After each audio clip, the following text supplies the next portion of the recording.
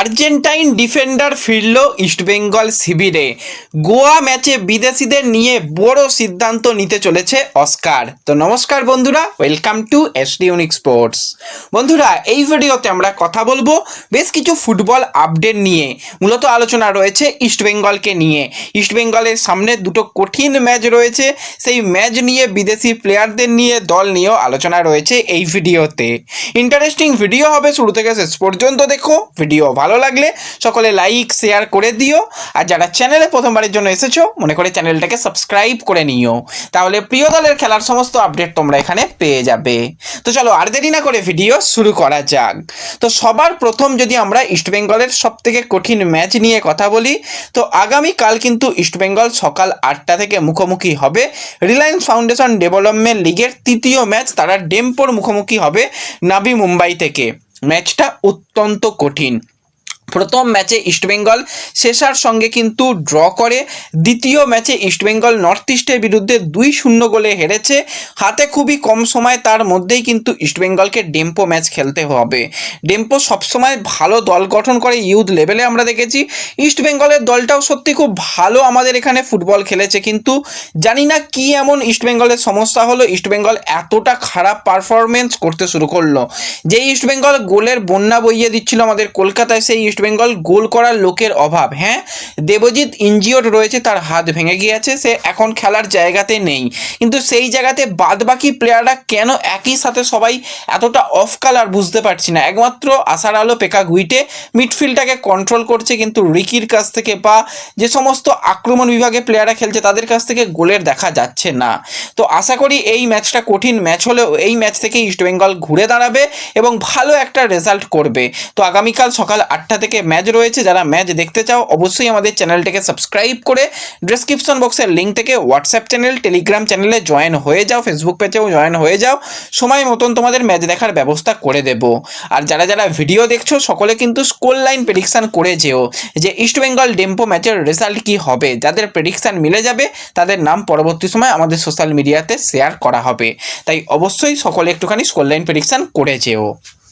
এর সাথে সাথে আমরা যদি এবার ইস্টবেঙ্গলের সিনিয়র ফুটবল দল নিয়ে কথা বলি, তো ইস্টবেঙ্গলের কিন্তু পরবর্তী আইএসএলের ম্যাচ রয়েছে এফসি গোয়ার সঙ্গে, যেই ম্যাচটা ইস্টবেঙ্গল হোম ম্যাচ হিসাবে খেলবে ঘরের মাঠে 5 তারিখ বিকেল 5টা থেকে। তো 5-5 এবং ইস্টবেঙ্গল চেষ্টা করবে এই ম্যাচ থেকে পুরো 3 পয়েন্ট পাওয়ার, কারণ লাস্ট ম্যাচে পয়েন্ট খোয়াতে হয়েছে ইস্টবেঙ্গলকে। অস্কারের একটা বক্তব্য কিন্তু খুবই ভালো লাগলো, যেটা হয়ে গেছে সেটাকে ধরে সেই মন খারাপ করে বসে থাকার কিছু নেই। সামনের যেটা লক্ষ্য সেই লক্ষ্য পূরণ করে সমর্থকদের মুখে হাসি ফিরিয়ে আনতে হবে এবং পয়েন্ট টেবিলে কিন্তু উন্নতি করতে হবে। তো সেই মতোই কিন্তু ইস্টবেঙ্গল তাদের পরবর্তী ম্যাচে ভালো পারফরমেন্সের জন্য কিন্তু অনুশীলন আজ থেকে জোর কদমে শুরু করে দিল। তো সবার প্রথম যে আপডেটটা তোমাদের সঙ্গে এই অনুশীলন নিয়ে শেয়ার করব সেটা হচ্ছে কেভিন সিভিলেকে নিয়ে। তোমাদের জানিয়েছিলাম কেভিন সিভিলে কিন্তু 28 তারিখেই কলকাতায় চলে আসার কথা রয়েছে, 28শে ফেব্রুয়ারি। সেই মতন কিন্তু কেভিন কলকাতায় চলে এসেছে এবং পয়লা মার্চ তো অনুশীলন হয়নি, আজকে 2রা মার্চ অনুশীলন। সেই অনুশীলনে কিন্তু যোগদান করলো কেভিন সিভিলে। কিছুদিন আগে তার একটা মেডিকেল রিপোর্ট এসেছিল কিন্তু ক্লাবের কাছে, এবং সেই রিপোর্ট দেখে আশা করা হচ্ছে সে হয়তো খুব তাড়াতাড়ি ফিরতে পারবে। আজকে কিন্তু সাইড লাইনে মূলত হালকা রিহ্যাব করা, কিছুটা সাইকেলিং করা এবং তার ফিট হতে যে যে প্রক্রিয়াগুলো সেগুলোর কিন্তু শুরু হয়ে গেল এবং তাকে আশা করা যাচ্ছে খুব তাড়াতাড়ি হয়তো ম্যাচে পাওয়া যাবে। হ্যাঁ, এখন হয়তো 1-2 ম্যাচে তাকে না পাওয়া গেলেও মোটামুটি এই মাসের শেষের দিক থেকে তাকে খেলার জায়গায় নিয়ে আসা যাবে বলে শোনা যাচ্ছে। এর মাঝখানে তাকে একবার মুম্বাইতেও পাঠানো হবে এবং তার সেখানে আরও কিছু ট্রিটমেন্ট করে তাকে একদম পুরোপুরি ফিট করে মাঠে নামাতে চাইছে ম্যানেজমেন্ট।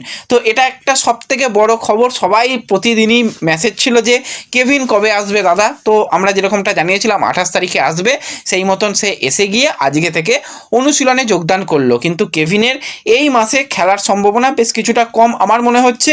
এবার যত তাড়াতাড়ি রিকভারি করবে ততই ভালো হবে।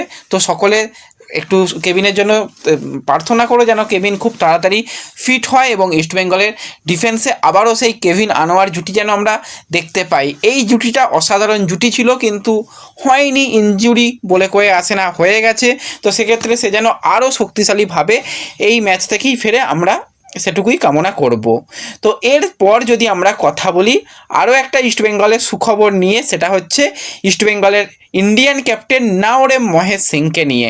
তো মহেশ তো বেশ কিছুদিন ধরেই অনুশীলন করছে, কোচও জানিয়েছিল সে অনেকটা সুস্থ হয়ে গেছে। তো এফসি গোয়া ম্যাচ থেকেই মহেশ কিন্তু ফিরতে পারে বা ফিরতে চলেছে সেটুকু বলাই যায়। এবং শুধু ফেরা নয়, সে কিন্তু একদম প্লেয়িং 11-এর মধ্যেও যদি চলে আসে অবাক হওয়ার মতন কিছু থাকবে না। কারণ আজ থেকে যে প্রস্তুতিটা চলছে গোয়া ম্যাচের, সেখানে প্রথম একাদশের পরিকল্পনার মধ্যে কিন্তু রাখা হচ্ছে নাওরেম মহেশ সিংকে। তো তাকে মিডফিল্ডে অবশ্যই ব্যবহার করতে চাইছে অস্কার ব্রুজন, কারণ নন্দকে দিয়ে সত্যি কথা বলতে হচ্ছে না, এখনও পর্যন্ত ম্যাচ ফিটনেসের ধারে কাছতে আসতে পারেনি জেরি। হ্যাঁ, হয়তো গোয়া ম্যাচ থেকে তাকে বেঞ্চে রাখা একটা পরিকল্পনা থাকতে পারে। তো সেক্ষেত্রে মহেশ ফেরাটা কিন্তু ইস্টবেঙ্গলের জন্য খুবই একটা ভালো ব্যাপার, এবং সেই মহেশ মিগুয়েলকে মিডফিল্ডে একসাথে আমরা দেখতে পেলে খুবই খুশি হব। এবং যেরকমভাবে এখন পর্যন্ত বিপিন বা এডুমুন্ডের কাছ থেকে পারফরমেন্স পাওয়া গেছে, মহেশ এসে গেলে ইস্টবেঙ্গলের আক্রমণ ভাগ আরও বেশি শক্তিশালী, আরও ধারালো হয়ে যাবে, সেটুকু বলাই চলে। ছাড়া যদি আমরা ইস্টবেঙ্গল শিবিরকে নিয়ে কথা বলি, তো সল ক্রেসপো আজকে কিন্তু অনুশীলনে যোগদান করেছে এবং সে কিন্তু মাঠে বেশ কিছুটা প্রথমে দৌড়ায়, এরপর কিছুটা সে প্র্যাকটিস করে, রিহ্যাব করে। তাকে দেখেও মনে হচ্ছে হয়তো গোয়া ম্যাচে কিছুটা সময় তাকে গেম টাইম দিতে পারে অস্কারের সঙ্গে দীর্ঘক্ষণ। এক্ষেত্রে সল ক্রেসপো কথা বলে, তাকে ওর প্ল্যানিংয়ের মধ্যে রাখা হচ্ছে, কিন্তু এই জায়গাতে প্ল্যানিংয়ের বাইরে হয়তো রাখা হতে পারে অ্যান্টন সসবার্গকে। কারণ এই যে প্লেয়ারকে আমরা মূলত জানি অ্যাটাকিং লাইনের প্লেয়ার, তাকে মিডফিল্ডে নামিয়ে দিতে হয়েছিল কিছুটা বাধ্য হয়ে, কিন্তু সেই জায়গাতে সে নিজেকে একদমই লাস্ট ম্যাচের বিচারে মানিয়ে নিতে পারেনি। দু একটা ক্ষেত্র ছাড়া তাকে মাঝে মাঝে খুঁজে পাওয়াই যায়নি, খেলার কন্ট্রোল নিতে পারছে না। তো এই প্লেয়ারকে নিয়ে একটুখানি এইটা সমস্যার জায়গা, সমস্যা কিছুই নয়, তার ওটা পজিশানই নয়। তো সেক্ষেত্রে তার যে সঠিক পজিশান, সেকেন্ড স্ট্রাইকার বা স্ট্রাইকার পজিশান, সেই পজিশানের কথা মাথায় রেখে কিন্তু তাকে এই যে গোয়া ম্যাচে প্রথম একাদশের থেকে বাইরে রাখছে কিন্তু অস্কার।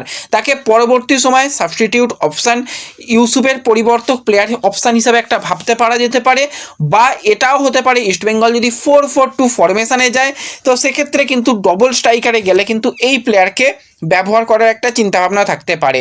এছাড়া যদি ইস্টবেঙ্গল কখনো মনে করে যে ফলস 9 খেলাবো, তো সেক্ষেত্রে সে কিন্তু ফলস 9 পজিশানে খেলতে পারে, কিন্তু তাকে যদি মিডফিল্ডে খেলানো হয়, যেটা হওয়ার ছিল সেটা কিন্তু হয়ে গেছে, আমরা অলরেডি কিন্তু সেটা জামশেদপুর ম্যাচে দেখে নিয়েছি।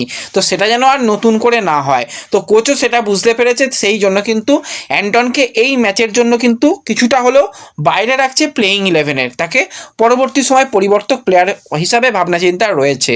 তো ব্যাস এই ভিডিওতে এই আপডেটগুলোই শেয়ার করার ছিল। ভিডিও ভালো লাগলে লাইক শেয়ার করে দিও, চ্যানেলে প্রথমবারের জন্য এলে সাবস্ক্রাইব করে নিও। দেখা হবে পরবর্তী ভিডিওতে, ধন্যবাদ।